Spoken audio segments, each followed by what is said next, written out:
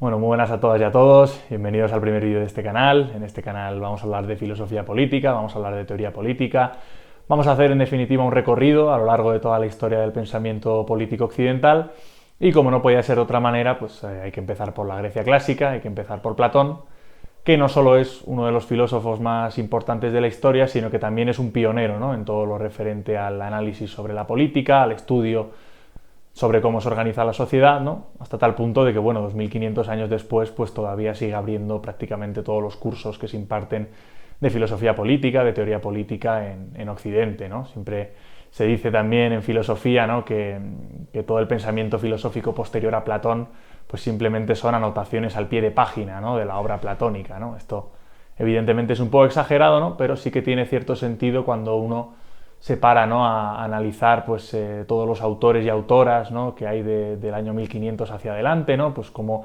existe una influencia permanente y un diálogo constante con la obra platónica, ¿no? También sucede esto en algunos autores medievales y sobre todo es especialmente manifiesto con Aristóteles, ¿no?, como esa contraposición entre esos dos enfoques, ¿no?, entre esas dos teorías de maestro y alumno, ¿no?, de alguna manera pues han configurado los dos grandes ejes de toda la historia del pensamiento político occidental, ¿no? Dicho esto, y antes de empezar con el pensamiento platónico propiamente dicho, pues es necesario hacer una contextualización histórica, una contextualización filosófica, entender en definitiva, ¿no?, en qué marco se situaba no solo la vida y la obra de Platón, sino también nos servirá posteriormente para Aristóteles, ¿no? En este caso, pues Platón nace en Atenas en el año 427 a.C., muere en el 347 a.C. también, y también en Atenas, y digamos que su vida y su obra se enmarca dentro de lo que en historia antigua se conoce como el periodo clásico, ¿no?, el periodo de la Grecia clásica. Esta etapa sucederá a lo que se conoce como la época arcaica y precederá a lo que posteriormente sería el periodo helenístico, antes de que pues todas las polis griegas y todas las ciudades de estado de la antigua Grecia se fueran progresivamente disolviendo dentro del Imperio Romano, ¿no? Es importante tener clara esta diferenciación porque en términos de la historia de la filosofía es fundamental, en tanto los primeros filósofos, los filósofos presocráticos, como tales de Mileto, Anaximandro, Pitágoras, pues digamos que tenían como objeto de estudio la naturaleza, ¿no?, y la manera en la que ésta se manifestaba, ¿no? Es decir, estos filósofos han sido muy relevantes, ¿no?, como es bien sabido, pues en áreas como la matemática, como la física. Sin embargo, ¿no?, pues ya en el siglo V a.C., ¿no?, pues digamos que el objeto de estudio pasa a ser el ser humano y la manera en la que éste se organiza, ¿no?, de la mano de filósofos como Sócrates, como Platón, como Aristóteles, como otros muchos sofistas, ¿no? Y este cambio pues viene motivado, entre otras cosas, por el esplendor, ¿no?, tan potente que vivió Atenas, ¿no?, en el siglo V a.C., de la mano fundamentalmente de Pericles, que fue un esplendor pues en todos los ámbitos, ¿no?, cultural, económico, político, militar, ¿no?, etcétera, etcétera. Sin embargo, pues a Sócrates, a Platón y a Aristóteles les toca vivir ya un periodo de decadencia, ¿no?, de esta democracia ateniense que existió en el siglo V a.C., ¿no? Sócrates es el que con mayor lucidez interpreta, digamos, esta crisis, esta decadencia de la democracia ateniense, que se produce también, entre otras cosas, debido a la derrota tan clara, ¿no?, contra Esparta en las guerras del Peloponeso. Y de esta manera, ¿no?, pues como digo, Sócrates, que había vivido el esplendor de Pericles, pues comienza, digamos, a hacer una crítica, ¿no?, sobre todo a la manera, ¿no?, que tenían los sofistas de tratar a la filosofía, ¿no? Los sofistas eran los filósofos de aquella época, coetáneos a Sócrates, que digamos que enfocaban la filosofía de una manera muy poco justa, ¿no?, para Sócrates, ¿no? Es decir, estos se dedicaban fundamentalmente a formar a los futuros líderes políticos en artes como la retórica, en artes como, en definitiva, pues la lucha por el poder, ¿no?, y la manera de gestionar ese poder, ¿no? Sin embargo, pues a Sócrates, digamos que cualquier interpretación, cualquier uso que se le diera a la filosofía que no estuviera enfocado en la búsqueda de la verdad, pues para él era un trato injusto, ¿no?, a esta filosofía, ¿no? Bueno, como bien sabemos, a Sócrates lo condena un tribunal popular dentro, como digo, de esta democracia ateniense, y este será el hecho fundamental que a Platón le condicionará toda su vida y, por supuesto, toda su obra, ¿no?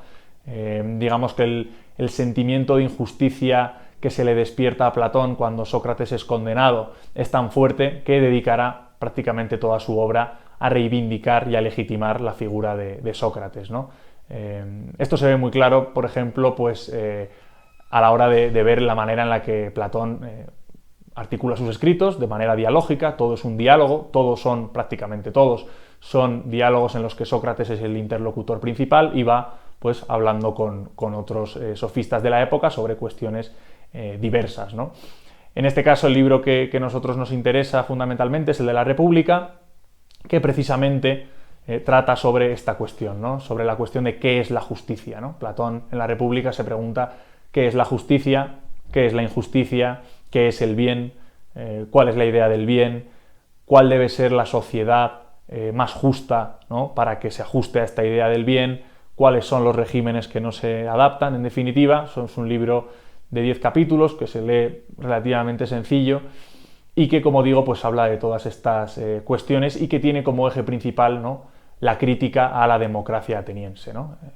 Aquí habría que hacer, digamos, prácticamente otro vídeo sobre conceptualizar qué entendían los atenienses por democracia, porque digamos que la democracia que existía en aquella época pues era una democracia que digamos que solo recogía el 15% de la población, porque mujeres, esclavos, extranjeros, jóvenes, todos estos grupos quedaban fuera de este proyecto de ciudadanía, ¿no? Por lo tanto, al final pues no era, digamos, una democracia al uso tal y como la entendemos a día de hoy en términos pues, de la democracia liberal, ¿no?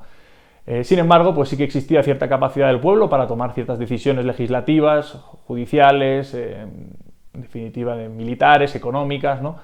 Y Platón, pues al ver, ¿no?, la manera tan injusta en la que se condenaba a Sócrates, precisamente se pregunta y precisamente pues concluye, ¿no?, con que no puede ser, no es justo que cualquier persona puede ejercer la política, ¿no? Porque para Platón, para ejercer la política, y aquí es una de las claves de su pensamiento político, es necesario, digamos, ¿no?, tener unos conocimientos sobre la idea del bien, sobre la justicia, tener una racionalidad filosófica, digamos, desarrollada, ¿no? Para Platón no podía cualquiera ejercer la política, sino que tenían que ser las personas que hubieran demostrado una capacidad filosófica superior, ¿no? Este es el eje fundamental, digamos, del pensamiento platónico. De esta manera, en la República, pues también desarrolla cuál sería el modelo de sociedad ideal, ¿no?, el modelo de sociedad justa, ¿no? Para él, el modelo de sociedad justa sería una en la que estuvieran separados en función de sus capacidades, digamos, vitales, ¿no?, pues los diferentes estratos de la sociedad. Por una parte, como digo, los filósofos, los sabios deberían estar encargados de todo lo que se refiere a la gestión de la ciudad.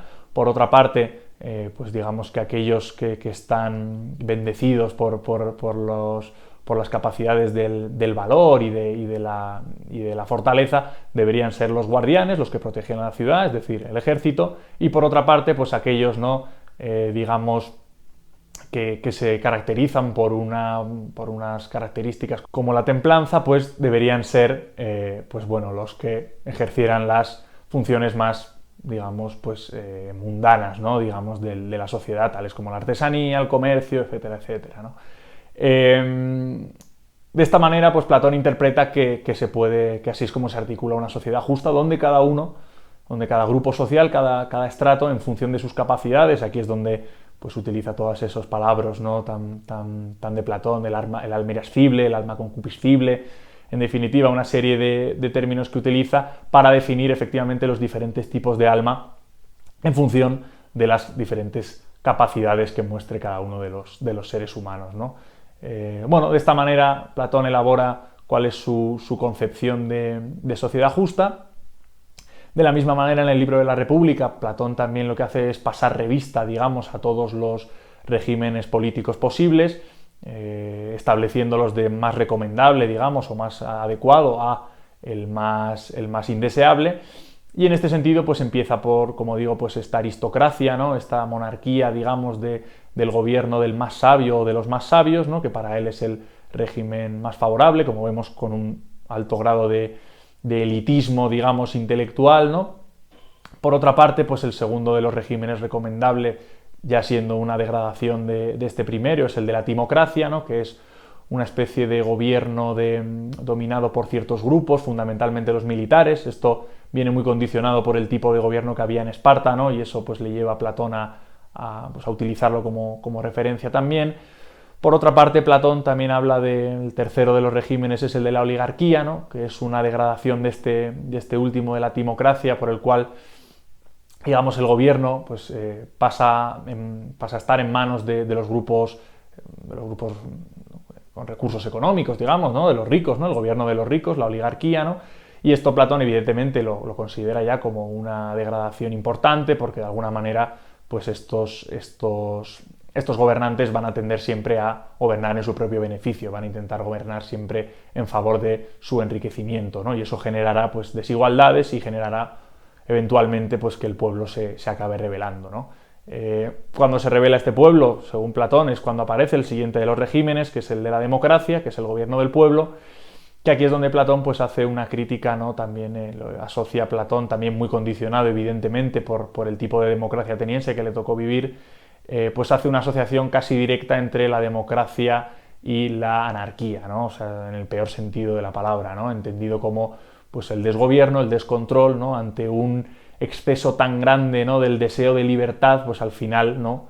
Ese deseo tan potente acaba desencadenando el caos y acaba desencadenando que aparezca pues el último, ¿no? De los regímenes políticos que Platón nos señala, que es el de la tiranía, ¿no? Que para Platón es el peor régimen posible, no solo porque es injusto en su propia esencia, sino porque además, esto lo dice Platón, prácticamente dedica un capítulo de la República a hablar sobre esto, ni siquiera sirve para satisfacer los deseos existenciales del tirano, ¿no? Es decir, para Platón el propio tirano es infeliz y vive una vida que no merece ser vivida, ¿no? Porque tiene que estar permanentemente pues atento a todas estas cuestiones digamos, pues a las que se tiene que enfrentar un tirano, ¿no? De traiciones, ¿no? De golpes de Estado, de permanentes conspiraciones, etcétera, etcétera, ¿no? Por lo tanto, para Platón, pues estos son los 5 regímenes posibles, ¿no? Dentro de